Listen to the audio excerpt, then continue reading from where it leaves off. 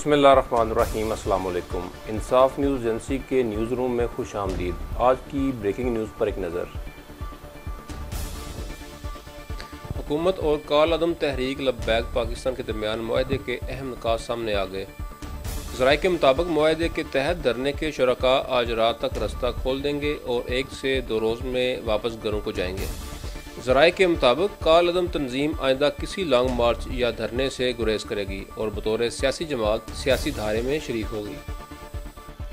मुआहदे के अहम निकात के मुताबिक हुकूमत काल-अदम तंजीम के गिरफ्तार कारकुनों को रिहा कर देगी। दहशतगर्दी समेत संगीन मुकदमात का सामना करने वाले कारकुनों को अदालत से रिलीफ लेना होगा। ज़राए के मुताबिक धरने के शुरका के खिलाफ हुकूमत किसी किस्म की कोई कार्रवाई नहीं करेगी।